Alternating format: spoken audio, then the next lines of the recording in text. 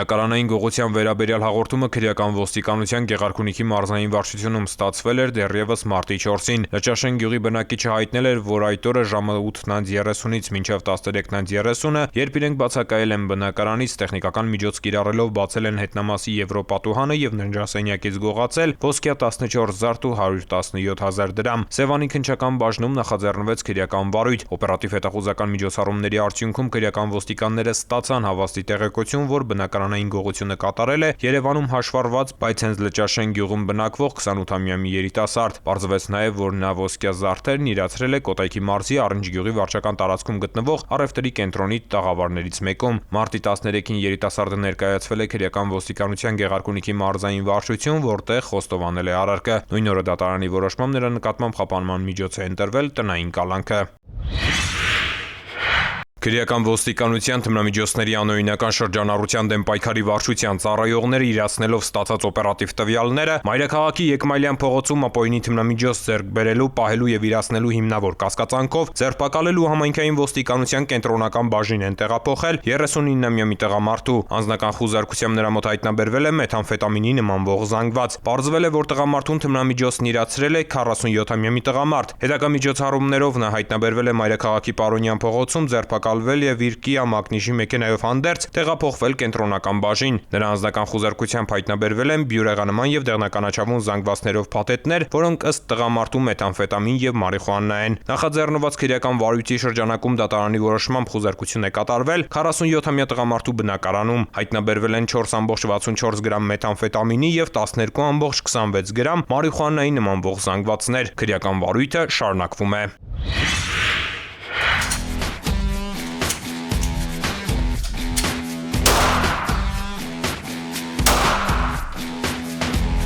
Կրակելու հմտություններն են կատարելագործում Պարեկային ծառայության կենտրոնական վարչակազմի ծառայողները։ Պարեկային ծառայությունում ընթանում են պարեկային ծառայողների կրակային պատրաստության դասընթացներ։ Դասընթացից առաջ բժիշկը պարտադիր հետաքրքրվում է պարեկային ծառայողի առողջական վիճակով ու հետո միայն սկսվում է պարապմունքը։ Առաջիկայում նախատեսվում է փուլ առ փուլ պարապմունքներ անցկացնել պարեկային ծառայության ողջ անձնակազմի հետ։ Պարբերաբար իրականացնում են կրակային պատրաստության դասընթացներ ծառայողների մասնագիտական պատրաստվածության բարձրացման համար։ Կրակային պարապմունքին զուգահեռ շարային հրապարակում էլեկտրոմոբիլների ուսուցում դասընթացներ։ Պարեկային ծառայությունը համալրվել է էլեկտրոմոբիլներով, ուսուցման շրջանակներում պարեկային ծառայողները զարգացնում են իրենց հմտությունները առաջիկայում էլեկտրոմոբիլներով ծառայություն իրականացնելու համար։ Դասընթացի ավարտին ծառայողները ստանում են համապատասխան գնահատականներ։ Ներքին գործերի նախարարությունում ընթացող համապարփակ բարեփոխումների տրամաբանության շրջանակում պարեկային ծառայությունը վերազինվում է նյութատեխնիկական եւ տրանսպորտային նոր միջոցներով, իսկ պարեկները շարունակաբար կատարելագործում են գիտելիքներն ու հմտությունները։ Մարտի 17-ից 24-ը Մայրաքաղաքում իրականացված ծառայության ընթացքում Երևանի պարեկները հայտնաբերել են ճանապարհային երթևեկության կանոնների 4059 խախտում, պահպանվող հատուկ տարածք տեղափոխելով 125 մեքենա։ Մասնավորապես հայտնաբերվել է ոչ ստապ վիճակում մեքենա վարող 163, առանց վարորդական իրավունքի վկայականի 258 անձ։ Հայտնաբերվել են հաշվառման համարանիշի հետ կապված 33, չամրակապված վարելու 689, վարելիս ծխախոտային արտադրատեսակ օգտագործելու 272, վարելիս հեռախոսից օգտվելու 187, հետիոտնի ոչ սահմանված վայրով անցնելու 53 եւ 1557 այլ իրավախախտումներ, 134 մեքենա շահագործվել է առանց ԱՊԱ պայմանագրի, 321-ը տեխնիկական զննություն չանցած, 56-ը արտաքին լուսային սարքերի անսարքությամբ, 91-ը թաղանթապատված դիմապակիով եւ կողային ապակիներով, բացի այդ տարբեր կասկածանքներով ձերբակալվելու բաժիններ է տարվել 65 անձ։ Նույն ժամանակահատվածում մարզերում պարեկները հայտնաբերել են ճանապարհային երթևեկության կանոնների 12888 խախտում, պահպանվող հատուկ տարածքներ տեղափոխելով 265 տրանսպորտային միջոց։ Հայտնաբերվել է ոչ ստապ վիճակում մեքենա վարող 198, առանց վարորդական իրավունքի վկայականի 664 անձ։ Հայտնաբերվել են հաշվառման համարանիշի հետ կապված 67, չամրակապված վարելու 2769, վարելիս ծխախոտային արտադրատեսակ օգտագործելու 357, վարելիս հեռախոսից օգտվելու 495, հետիոտնի ոչ սահմանված վայրով անցնելու 42, արագության գերազանցման 1877 եւ 3857 այլ իրավախախտումներ, 415 մեքենա շահագործվել է առանց ԱՊԱ պայմանագրի, 1315-ը տեխնիկական զննություն չանցած, 462-ը արտաքին լուսային սարքերի անսարքությամբ, որից 7-ը բեռնատարներ, 225-ը թաղանթապատված դիմապակիով եւ կողային ապակիներով, բացի այդ տարբեր կասկածանքներով ձերբակալվելու բաժիններ է տարվել 46 անձ։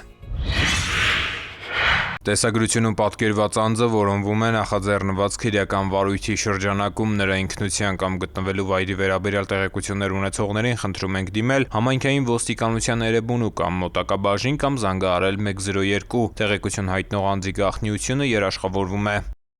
Ծանուցում ենթադրյալ հանցանքի մեջ կասկածվողը կամ մեղադրվողը համարվում է անմեղ, քանի դեռ նրա մեղավորությունը ապացուցված չէ Հայաստանի Հանրապետության քրեական դատավարության օրենսգրքով սահմանված կարգով, դատարանի օրինական ուժի մեջ մտած դատավճռով։ Հարգելի քաղաքացիներ, ներքին գործերի նախարարությունը գործարկել է elections.mia.gov.am հարթակը, որտեղ 2025 թվականի մարտի 10-ի դրությամբ հրապարակված են առաջիկա ՏԻՄ ընտրությունների ընտրողների տվյալները։ Հիշեցնենք, որ ընտրական օրենսգրքի 2024 թվականի սեպտեմբերի 10-ի փոփոխությամբ ընտրողները թղթային եղանակով չեն ծանուցվելու։ Քաղաքացիները հնարավորություն ունեն հրապարակված ընտրացուցակներում որոնել իրենց տվյալները։ Մարտի 30-ին կայանալիք ընտրություններին Շիրակի մարզի Գյումրի և Արմավիրի մարզի Փարաքար համայնքներում ընտրելու իրավունք ունեցող անձինք իրենց տվյալներին կարող են ծանոթանալ ներքին գործերի նախարարության պաշտոնական կայքի ընտրություններ բաժնում կամ կենտրոնական ընտրական հանձնաժողովի ՏԻՄ 3003-2025 ընտրողների ռեգիստր և ընտրողների ցուցակներ բաժիններում։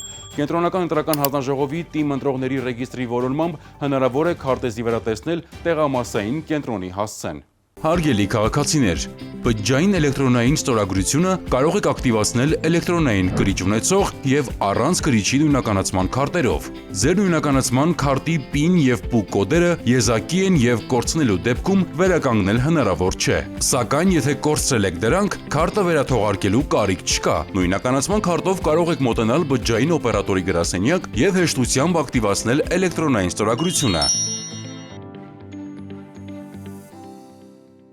Կյանքն անգին է։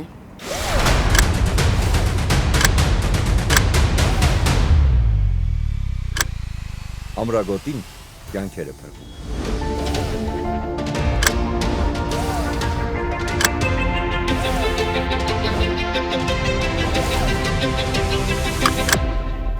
Ամրագոտին կյանքեր է փրկում։ Ամրակապրիր։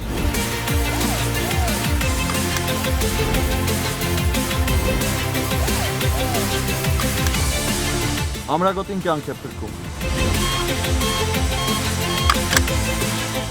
Ամրագոտին կյանք է փրկում։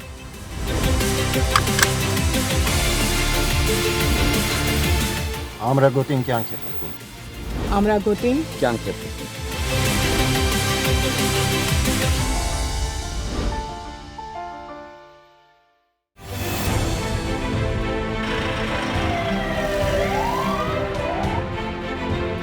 Վարորդները պարտավոր են կապույտ գույնի առկայծող փարոսիկ և ձայնային արձանշան միացրած շտապօգնության մեքենաների մոտենալու դեպքում զիջել ճանապարհը նրանց անխոճըդոտ անցումն ապահովելու նպատակով։